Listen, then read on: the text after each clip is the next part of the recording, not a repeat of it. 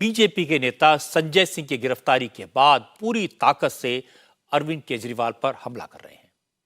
संबित पात्रा ने आज कहा कि अब जल्दी शराब घोटाले का किंग पिन भी कानून के शिकंजे में आएगा।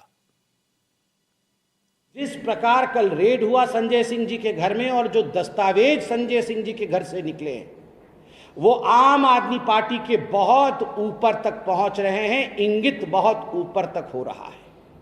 ये किसी न किसी ऐसे व्यक्ति को फंसाएगी जो आम आदमी पार्टी के चेन में बहुत बड़ा है।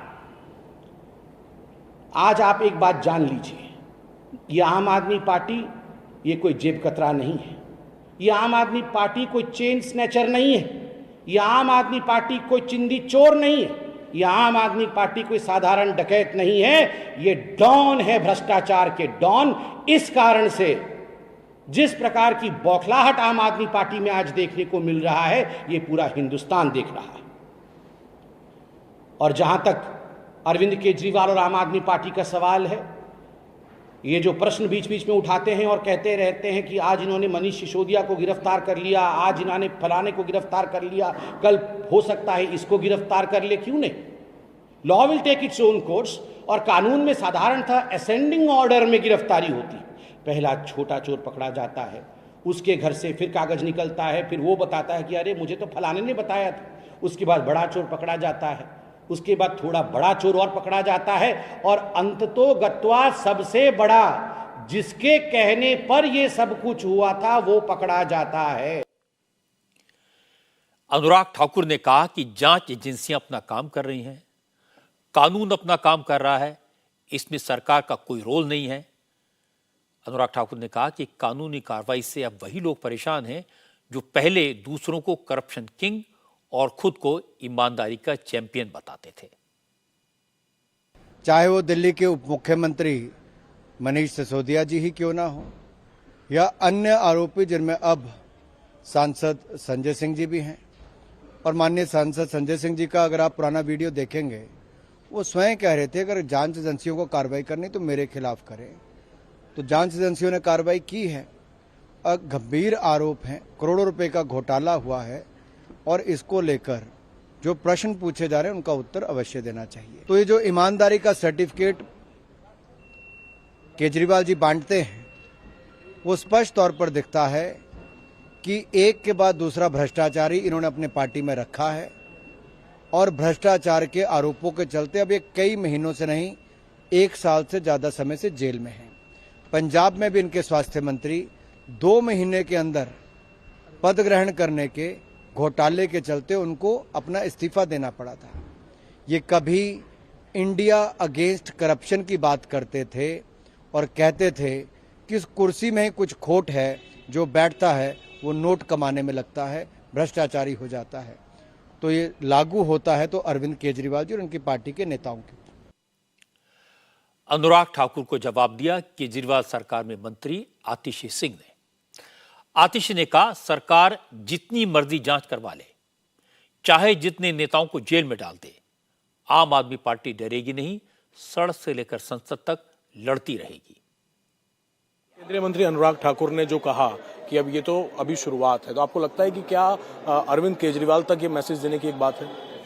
देखिए, आम आदमी पार्टी के वो किसी भी नेता की जांच कर लें, किसी भी नेता को जेल में डाल दें, हम भारतीय जनता पार्टी से डरने वाले नहीं हैं। जब तक आम आदमी पार्टी के किसी भी नेता और किसी भी कार्यकर्ता में एक सांस भी बाकी है ना, हम भारतीय जनता पार्टी के भ्रष्टाचार के खिलाफ लड़ते रहेंगे, हम इस देश के संविधान को बचाने के लिए। ये लड़ाई सिर्फ संजय सिंह और मनीष सिसोदिया को जेल से बाहर निकालने की नहीं है, ये लड़ाई इस देश के संविधान को बचाने की लड़ाई है। और भारतीय जनता पार्टी के खिलाफ आम आदमी पार्टी सड़क से लेकर संसद तक, विधानसभा से लेकर न्यायालय तक लड़ती रहेगी। पहले जो पार्टियां आम आदमी पार्टी के खिलाफ थी, वो संजय सिंह की गिरफ्तारी के बाद एंटी मोदी मोर्चे में शामिल सारी पार्टियां आम आदमी पार्टी के साथ खड़ी नजर आ रही हैं। जैसे आज प्रियंका गांधी ने कहा कि ईडी को सिर्फ विरोधी दलों में करप्शन दिखाई देता है। प्रियंका आज मध्य प्रदेश में अपनी पार्टी के लिए कैंपेन कर रही थी। धार की पब्लिक मीटिंग में प्रियंका ने कहा कि ईडी की कार्रवाई सिर्फ उन्हीं राज्यों में होती है जहां विपक्षी पार्टियों की सरकार है। उन्होंने कहा कि ईडी सिर्फ विरोधी दलों के नेताओं के घरों पर पहुंचती है, मध्य प्रदेश में इतने घोटाले हुए, ईडी को ये सब दिखाई नहीं देता। ये सबके घर भेज देते हैं एजेंसियों को, पता चला कि किसी ने इनके खिलाफ कुछ कह दिया, लिख दिया, एकदम ईडी पहुंच गई उनके घर। अरे यहाँ तक कि फिल्मों के अभिनेताओं के घर भी कल परसों ईडी पहुंच गई। यहाँ पे क्यों नहीं पहुंची? यहाँ जो इतने बड़े घोटाले हुए हैं, इनके अधिकारियों के घर में क्यों नहीं पहुंची? इनके नेताओं के घर में क्यों नहीं पहुंची? तो ये सवाल आपको पूछने हैं। ईडी के एक्शन से परेशान नेताओं में शरद पवार भी शामिल हैं। शरद पवार ने आज कहा कि देश में बच्चा बच्चा अब ईडी और सीबीआई का नाम जानने लगा है। ईडी और सीबीआई पहले भी थी, लेकिन पहले इन एजेंसियों का इतना मिसयूज नहीं होता था। शरद पवार ने संजय सिंह, अनिल देशमुख और संजय राउत का नाम लेकर कहा कि बीजेपी सरकार के खिलाफ जो भी बोलता है उसे जेल भेज दिया जाता है। ये परंपरा गलत है, देश के लोग इसे पसंद नहीं करते। आज के अखबार में हमने देखा कि यहाँ दिल्ली में जब खुलसे के साथी आज के अखबार में हमने देखा कि दिल्ली में आम आदमी पार्टी का जो सदस्य था भला आदमी था। कल उनके घर पर छापे मारे, ईडी के लोग गए, रात के 8-10 बजे उन्हें गिरफ्तार किया और जेल में रख दिया। ऐसा ही काम पश्चिम बंगाल में हुआ था। ममता जी के जो साथी हैं उनके खिलाफ छापे मारकर महाराष्ट्र के होम मिनिस्टर, राष्ट्रवादी कांग्रेस के होम मिनिस्टर, उनके यहाँ छापे मारे, उनको गिरफ्तार किया। 13 महीने उन्हें जेल में रखा। शिवसेना का नेता, पार्लियामेंट का मेंबर, उनका नाम है संजय राउत। उन्होंने अपने अखबार में बीजेपी के खिलाफ लिखा, प्रधानमंत्री के खिलाफ लिखा, उनको अरेस्ट किया गया, 8 महीने जेल में रखा। अपने खिलाफ जो राजनीतिक दल हैं, जो नेता लोग हैं, उनके खिलाफ सीबीआई या ईडी का इस्तेमाल करके उनको खत्म करने का राजनीतिक दुष्चक्र और साजिश हो रही है। ये लोगों को हजम नहीं हो रहा।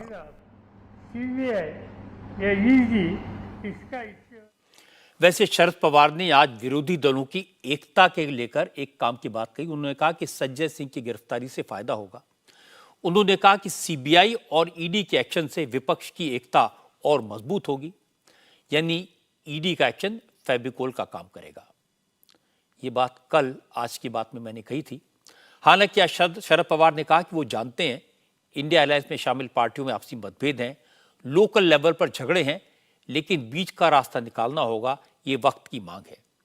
पवार ने कहा कि बंगाल में लेफ्ट और कांग्रेस से ममता की लड़ाई है, दिल्ली और पंजाब में कांग्रेस और केजरीवाल का झगड़ा है। ये झगड़े राज्यों के चुनावों तक सीमित रखने चाहिए। कोशिश ये होनी चाहिए कि कम से कम लोकसभा चुनाव सब मिलकर लड़े। मोदी को हराने के लिए ये जरूरी है। हम कोशिश कर रहे हैं कि जितने विपक्ष के लोग जो लीडरशिप के खिलाफ है, हम कोशिश कर रहे हैं कि जितने विपक्ष के लोग हैं बीजेपी के खिलाफ, वो जब लोकसभा का चुनाव आएगा तब मिलकर कुछ कर सकते हैं क्या, इसे लेकर कोशिश करिए। मैं जानता हूं कि राजनीतिक दल में मतभेद है। आप पश्चिम बंगाल में जाइए तो ममता जी और कांग्रेस में मतभेद है, बात हो सकती है। सुझाव हम ये दे सकते हैं कि किसी भी विधानसभा में आप लड़ो, लेकिन देश की राजनीति ठीक रास्ते पर लाना हो तो लोकसभा में मिलकर लड़ने की कोशिश करो। बात करेंगे हम। राजनीति ठीक रास्ते पर लाने हो। शरद पवार राजनीति के सबसे अनुभवी खिलाड़ी हैं, उनकी बात को समझने की जरूरत है। आज शरद पवार ने बताया वो कौन सी ताकत है जो इंडिया अलायंस के लिए फेविकोल का काम कर रही है। चतुर सुजान पवार साहब ने कंफर्म किया कि ईडी और सीबीआई के केसेस ने विरोधी दलों को जोड़ कर रखा हुआ है। जितने केस बनेंगे उनका अलायंस उतना ही मजबूत होगा। उन्होंने एक्सप्लेन किया कि केजरीवाल अपनी पार्टी के नेताओं पर सीबीआई और ईडी के केसेस से इतने ज्यादा परेशान हैं कि वो दिल्ली में कांग्रेस के लिए 3 सीटें छोड़ने के लिए तैयार हैं। कांग्रेस, एनसीपी, आम आदमी पार्टी, तृणमूल कांग्रेस, आरजेडी, ये सब की सब ऐसी पार्टियां हैं जिनके बड़े बड़े नेताओं के खिलाफ सीबीआई और ईडी के केस दर्ज हुए हैं। कोई बेल पर है, कोई जेल में है। इस बात को अब तक प्राइवेटली सब एक्सेप्ट करते थे कि ये पार्टियां इसी वजह से मजबूर होकर साथ आई, क्योंकि ये सब केसेस से परेशान हैं। इंडिया टीवी हर वक्त हर जगह डाउनलोड करने के लिए सर्च करें India TV news Google play store या ऐप स्टोर पर।